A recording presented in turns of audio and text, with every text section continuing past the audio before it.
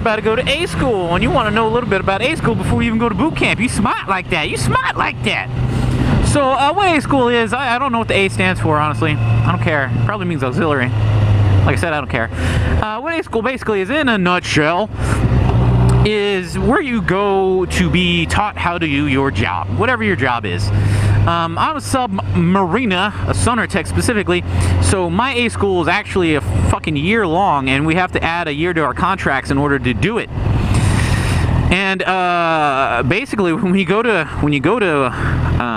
A school for submarines, you don't actually go to A school immediately. You go to sub school, and they basically teach you all over again. They go through boot camp essentially without all the bullshit, how to be a submariner instead of how to be a surface guy, because it's different.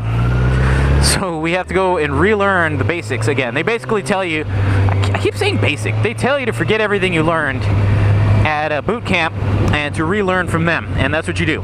Anyway, so your school's going to be different, obviously. If you're like a boatswain's mate or something, I think it's only like 3-something weeks for being a boatswain's mate.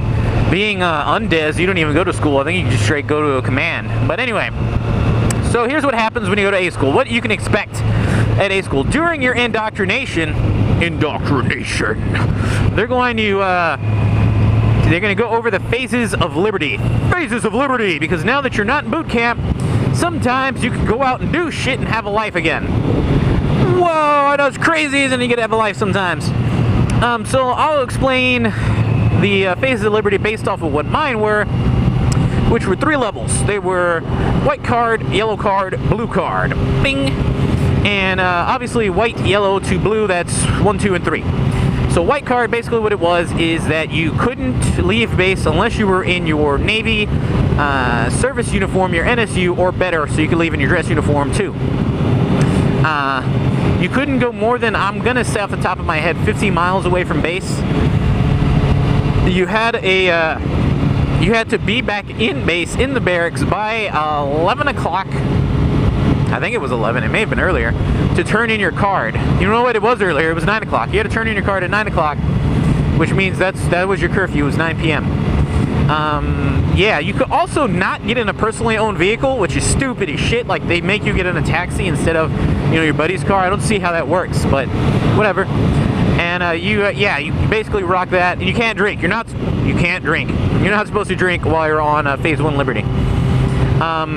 Phase 2 Liberty, or yellow card, as it's called. The only thing that changes is you can now go, I want to again say 75 miles away from base. You're now allowed to drink, and you can wear civilian clothes out of the barracks, because you're not supposed to wear civilian clothes out of the barracks unless you or yellow card are higher. That also means that you can leave base in your civilian clothes. I don't know if I said it, but you can also drive your own car or be a passenger in a personally owned vehicle. No more taxis. You can also drink. Yeah, drinks. And your curfew changes from 9 to 11. Phase 3 Liberty. For us, we had to basically get all the way through sub school to get to Phase 3 Liberty, or blue card. And basically what blue card is all the same stuff as the yellow card, except you never ever have to turn in the card. So you technically don't have a curfew. You could obviously you have to report on time, but you no longer have a curfew. So like if you had a girlfriend or a boyfriend at school, which if you have one that you can live in with, I hope there's somebody you knew beforehand, because that's a little weird moving a little fast there. But you could stay with them overnight and then just get back to base by time, whatever time you had to report to your instructors. Other than that, you can still drink and all that shit. And I want to say the Liberty distance changed to like it's like way up there. It's like, I don't know, 300 miles, I think, something like that. It depends how many days off you had, determine how far away from base you could go. So like if you had a 4-day weekend, you could basically go to the other side of the country and come back. No, it's something like 375 miles was the furthest. Anyway, and that should be the first thing they go over with you in your indoctrination, is that. They should also give you some kind of contact sheet in case you are going out and you get lost, and they're going to have you're going to start getting all of this have a plan speeches. Basically means don't drink and drive. And you're going to get these all the time. And This is all still in your indoc, so this should talk to you about like your room. You're gonna have roommates. It's basically like living in a dorm. It's essentially the same arrangement that I have now, living in the barracks, except now my rules are different than your rules were, and some other things. But yeah, you're basically living in a college dorm that's got a whole bunch of rules, and they do like room inspections on you and shit like that. So that's your Liberty stuff. I mean, you can, and that just means you can leave now and you have the weekends back, and yeah. They should also tell you like your school schedule. Like I said, submarines, you don't just go to one school. You go there, you go to sub school, you pass sub school, then you go to ATT. That's what they call it. That's what they called it when I went. It may have changed. It was a different name before. Basically what that is an electrician school. They teach you how to test resistance, voltage, and all that kind of stuff. And from there you go to Techno, as it's called, which is teaching you the basics of computer repair, computer science, and Linux and Unix commands. And after that, then you go to your A school. That's just submarines. Most rates, you're going to go straight to whatever school you have and be taught your shit ass. And then go to surface boats somewhere in Japan or something. And pretty much what A school is like I said, it's basically like going to college.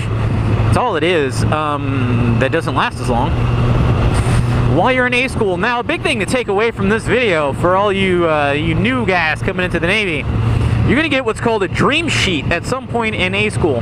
At some point, you're gonna get a dream sheet, and what that is it lets you choose the top places you would want to go for your orders. And again, this is based off of submarines. I don't know about the other, I don't know about the surface fleet.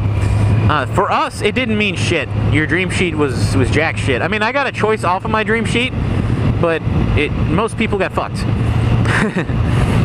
And basically, like for me, you had to pick one of the 3 of the sub bases around the country to go to. And I wanted West Coast, so I picked in order San Diego, Hawaii, and then Washington here. And most unmarried single guys like myself go to Hawaii. So I figured if I don't get San Diego, California like I really want, then I'll end up in Hawaii. Fuck it. And I was cool with that. And somehow I ended up in Washington, which doesn't make sense because I was 7th out of like 20-something in class, because they tell you your rank matters. But people above me got Hawaii, and people below me got Hawaii, but I didn't. So your dream sheet really doesn't mean anything at all. It's just to make you feel like it does. There were guys who got sent to Guam who didn't even pick it because they didn't want to. They wanted to stay like close to home or something. And yeah. So your dream sheet, really, honestly, don't let anybody use that over you. The best thing you could get with your class ranking is being ranked number 1 or number 2. And what you get with that is you get an opportunity for faster advancement. For us, you sign on an extra year onto your contract, and the captain of your command can immediately advance you after like you're on the boat for like 30 days or something like that, a couple of months. They will immediately advance you to the next rank or to 3rd class, which is cool and all if you want to trade a year for something that you could get off the advancement exam anyway. But that's neither here nor there. We're not here to discuss that right now. But yeah, so that's basically what you can expect from A school, is just to be going to school. You're still going to have to talk to petty officers a certain way. You should be referring to them by their rate at this point, instead of fucking asshole. He's looking at me like I did something wrong. You should be referring to them by their rate instead of like petty officer and things like that. So if you're a BM and your instructor is a BM2, you would call him, you'd be like, hey BM2, or in my case, hey STS1, hey STS2, hey ET1, all that kind of stuff. Except for chiefs. You always call chiefs chief. Don't, that will never change. A chief's always chief. Even at my command now, I call, chiefs are called chiefs. But the reason I mention that is because a lot of them won't want you to call them petty officer unless they're being really mean to you. They'd rather be called by their rate. And then when you get to your command, like I am, to your actual where you're going to be stationed, they don't want to be called by their rate anymore. They'd rather be called by their name. So in my command, I don't call my LPO STS1, even though that's his rate. I call him by his name, and so on and so forth. We all call each other by our names. Unless somebody's like being a dick, or you're trying to be mean to them, then you call them by their rate, and that's called slave naming. That's slave name, and it's not really insulting so much as like you're basically calling them an ass. You're telling them that they're being too much of an ass. But yeah, A school should be, in my opinion, A school will be that time where you're floating between the best time in the Navy and the worst time, because you're coming out of boot camp. They give you some liberties back, and because you're getting these liberties back after those 2 months, they're fucking amazing. But then once you get to like your command, they don't mean shit.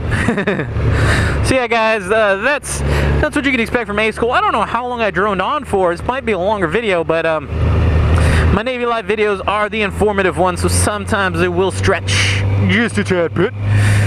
And as always, if you guys have any specific questions about the Navy, submarines in particular, sonar tech, even more particular if you're interested in being a sonarist, I will be happy to answer your questions either in the comments or through a video response or a message or however you want to get in touch with me, guys.